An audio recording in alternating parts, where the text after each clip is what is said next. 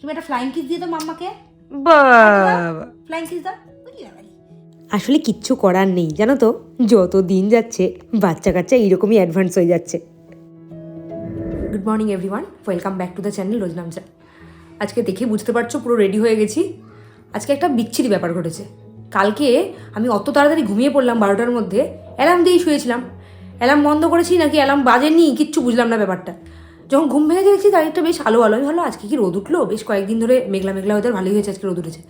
ফোনটা নিয়ে দেখছি 8টা বাজে, যেই দেখেছি 8টা বাজে বুঝে উঠতে পারছি না কী করবো, পুরো পাগলের মতো করছি। রাকেশকে বলছি আমি কী করে যাবো, আমি কোন কাজটা করবো কোন কাজটা করবো না করে তাড়াতাড়ি মাথা ঠান্ডা রেখে একবার এটা করছি একবার ওইটা করছি করে এখন বাজে 9:30, মোটামুটি রেডি হয়েছি। খাওয়া দাওয়াটা বাকি আছে, কিছু কাজ মানে পেন্ডিং রাখলাম, করতে পারলাম না। আজকে সকালের দিকটা তোমার জন্য কিচ্ছু ভিডিও করতে পারিনি। বাড়ি যাচ্ছি এখন, মানে স্কুলে যাচ্ছি, আজকে স্কুলের রেজাল্ট আউট, তাই জন্য একটু দেরি করে যে যাবো সেই উপায়ও নেই। রাকেশকে যে বলবো তুমি আগে চলে যাও, ঝনককে নেমে পড়ে যাচ্ছি সেই উপায়ও নেই। একদম 9:30তেই বেরোতে হবে, গিয়ে অনেক কাজ আছে। আজকাল বেশি কথা বলে টাইম নষ্ট করবো না, এবার তাড়াতাড়ি করে বেরোবো। তার আগে ফটাফট খেয়ে নিই মানে গিলে নিই। চলো এবার দিনটাকে শুরু করে দিই। এরপরেই শুরু হয়ে গেল ঘরের মধ্যে আমার আবার দৌড়োদৌড়ি। একটা দৌড়োদৌড়ি আগেই মিটিয়ে নিয়েছি, এখন বেরোনোর আগের দৌড়োদৌড়িটা, যেটা শুধু আমি একা না 3 জনে মিলে করেছি। এখন আমি চেরি আর বেরির জন্য একটু কম্বলগুলো নিয়ে নিচ্ছি। রুম আমাকে বলে রেখেছিল ঝনকের যে কম্বলগুলো ছোটো হয়ে গেছে সেগুলো চেরি বেরির জন্য নিয়ে যেতে, মনে করে সেইগুলোও ব্যাগে ঢুকিয়ে নিচ্ছি। আর দেখতেই তো পাচ্ছ রাকেশ ওইদিকে রেডি হয়ে গেছে, তাই জন্য ওকে দায়িত্ব দিয়ে দিয়েছি ঝনকের বাকি কাজগুলো করার, যেমন ক্রিম মাখানো, তারপরে জ্যাকেট পরানো, একদম বেরোনোর আগে যে কাজগুলো থাকে সেইগুলো। আর আমি আরেকদিকে ওগুলো গোছাচ্ছি আর তার সাথে গিলছি। হয়তো এতটা ব্যস্ততার মধ্যেই জীবনটা কাটছে বলেই জীবনটা একঘেয়ে নয়, কিন্তু প্রত্যেক দিন এই ব্যস্ততা না মাঝে মাঝে ভালো লাগে না। আসলে মনে হয় মাঝে মাঝে একটু বেলা অবধি ঘুমোই, সারাদিন ঘরের মধ্যে একটু শুয়ে বসে কাটাই, কিন্তু সেই সুযোগ আমাদের কোনো দিনই হয় না। যেদিন ছুটি থাকে বেরিয়ে পড়ি।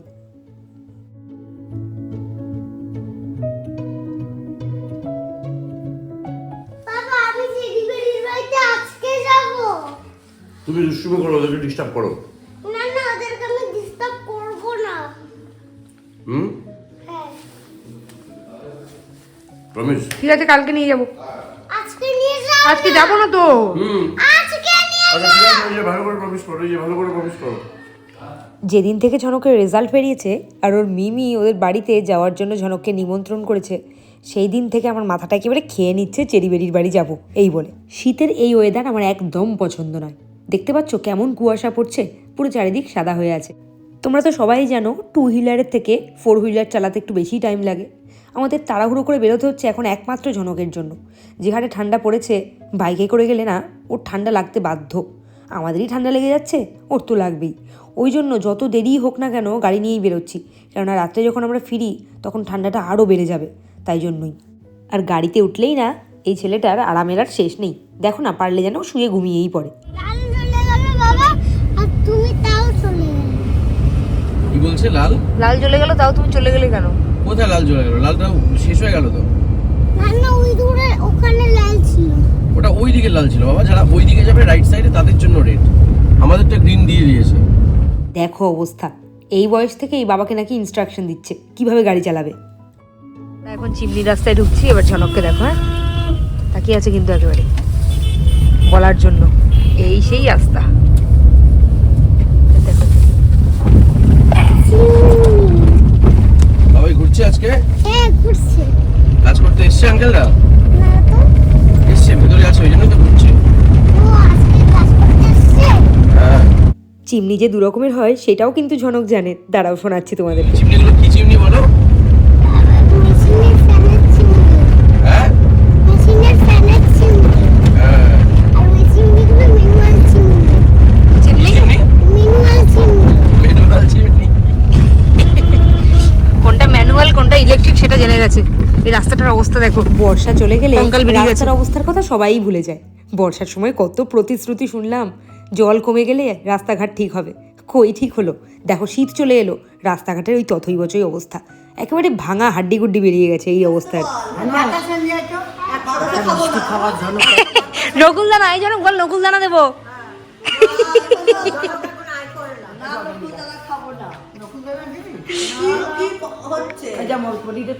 এই জন্য নকুলদানা খাওয়াবি? ঝনকের রেজাল্টের খবর শুনে আন্টিটা বায়না করেছে যে মিষ্টি খাওয়াতে হবে, ওই জন্যই আমি একটু মজা করছিলাম। ঝনকের কাণ্ড দেখো, ও না প্রত্যেকের সাথে মিশে যেতে খুব ভালোবাসে।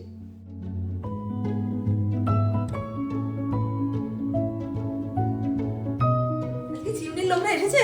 হ্যাঁ এসেছে? হ্যাঁ, আজকে চিমনি চলছে। চলছে? এই দেখো, মাও জেনে গেছে ঝনকের এই চিমনির গল্প। স্কুল টাইমে তো আমরা ওপরে কেউই থাকি না, সবাই নিচে থাকি, ওই জন্য ঝনককে ওপরে একা রাখতে ঠিক সাহস পাই না।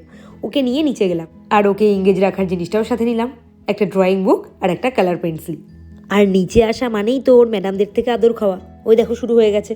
আর 1 ঘন্টার মধ্যেই রেজাল্ট আউট হবে, ওই জন্য প্রত্যেকে এখন প্রচণ্ড ব্যস্ত, একেবারে শেষ মুহূর্তের প্রস্তুতি চলছে। এরপর থেকে 2:30 পর্যন্ত চললো একেবারে যুদ্ধ, তাই জন্য তোমাদের সাথে আর কিচ্ছু শেয়ার করতে পারিনি। এরপরে ওপরে গেলাম কাজকর্ম সেরে প্রায় 2:30টার সময়, তখন গিয়ে খেতে বসলাম। কি কি খেলাম সেটা দেখাই তোমাদের। আজ হয়েছিল একেবারে সিম্পল মেনু, কুমড়ো আলু আর পেঁয়াজ দিয়ে ভাজা।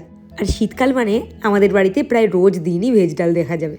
ভেজ ডালের সাথে ওই কুমড়ো আলু আর পেঁয়াজ দিয়ে যে ভাজাটা হয়েছিল, ওইটা খেতে কিন্তু দারুণ লাগে, ওইটা দিয়েই প্রথমে খেয়ে নিলাম। আজকের প্রত্যেকটা খাবারই ছিল শীতকালের স্পেশাল খাবার। এরপরেই ছিল মূলো, বেগুন আর ধনেপাতা দিয়ে পাতলা করে মাছের ঝোল। ব্যাস এইখানেই শেষ। আরে না না, এখানেই শেষ না। ক্লাস 4-এ যে ফার্স্ট হয়েছে সে না প্রত্যেক টিচারকে মিষ্টি খাইয়েছে। মিষ্টিগুলো দেখে আর লোভ সামলাতে পারলাম না, তখন ওইটাও টপ করে খেয়ে নিলাম। শীত মানেই নলেন গুড়, ওই জন্য নলেন গুড়ের রসগোল্লাটাই খেয়েছি। তোমরা নিশ্চয়ই হঠাৎ করে ভাবছো চেরি কোথার থেকে গেলো। আরে না না, আজকে চেরি বেরি কেউই আমাদের বাড়িতে আসেনি। সন্ধেবেলা ঝনককে পড়তে দিয়ে গেছিলাম চেরি বেরির বাড়িতে, গিয়ে দেখছি চেরি সোনা ঠাম্মার ঘরে বসে বসে খাটের থেকে বিস্কিট কুড়িয়ে খাচ্ছে। আসলে বিস্কিটটা এমন অবস্থা করেছে, মানে গুঁড়ো করে, সেটা আর তোলার সাধ্যি নেই। গিয়ে একটু আদর করে দিলাম, আর মুখ ভর্তি হাসি। আসলে এখন না রোজ যেহেতু স্কুলে যায়, আমাকে দেখে দেখে চিনে গেছে ভালো মতো, ওই জন্য গেলেই আগে একটু হেসে ওয়েলকাম জানায়। তারপরেই গেলাম বেরির কাছে, কিন্তু এ কি কাণ্ড, বেরি আমাকে দেখেই কান্নাকাটি করে মায়ের কাছে চলে গেল। এই টাকলু বুড়ি দুটোকে দেখো, শীতের মধ্যে মা টাকলু করে দিয়েছে, কি কাণ্ড বলো তো ঠান্ডার মধ্যে। প্রথমে কিছুক্ষণ কান্নাকাটি করলেও তারপরেই শুরু হয়ে গেল মাম্মা মাম্মা বলা, একভাবে বলে গেছে যতক্ষণ আমি ছিলাম, মানে কিছুক্ষণের মধ্যেই আমার সাথে ভাব হয়ে গেল। এই বেরি, হাতে কি, এটা কি? বুবু, এইটা কি, এইটা কি? হ্যাঁ, ওটা কাক? মা ওটা কাক না, ডাক, একটা ডগ আর একটা ডাক। বেরির সাথে খেলাধুলা করছিলাম, সাথে সাথেই চলে এলো আমার জন্য ফ্রাইড মোমো। আসলে ওদের বাড়িতে গেলেই একটার পর একটা খাওয়া দাওয়া চলতেই থাকে।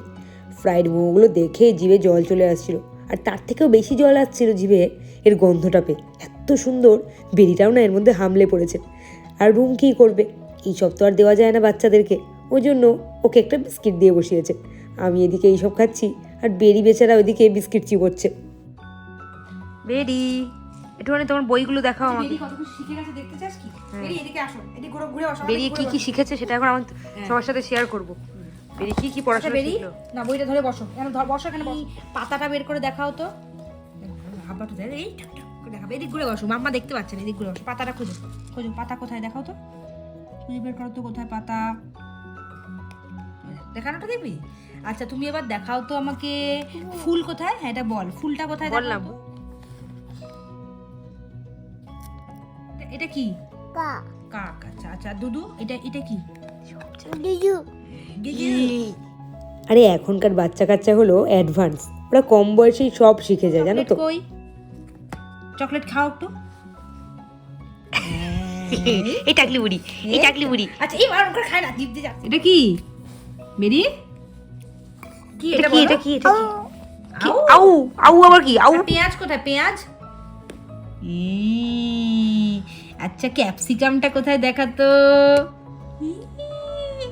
আর টমটম, টমটম খাও, টমটম। বাহ বাহ বাহ বাহ। আচ্ছা ঠিক আছে। বেরির সাথে আজকে সন্ধ্যাটা কিন্তু দারুণ কাটলো, আর তোমাদের সাথেও শেয়ার করে দিলাম বেরি কি কি শিখেছে। কোথায়? নাক? তোমার কান কই? তোমার মাথা কই? আর তোমার চুল কোথায়? তা। যা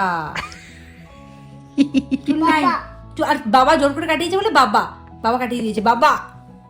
বাচ্চাদের এইসব কিউটনেসগুলো দেখতে কিন্তু দারুণ লাগে, কি বলো? বেটা আবার আমাকে ফ্লাইং কিস দিচ্ছে, দেখো অবস্থা, এই বয়সেই পেকে ঝুনো। এরপরেই রাকেশ এসে ঢুকলো। ওই যে আমি ফিরবো এবার, ঝনককে নিতে হবে পড়ার ওইখান থেকে, ওই জন্যই।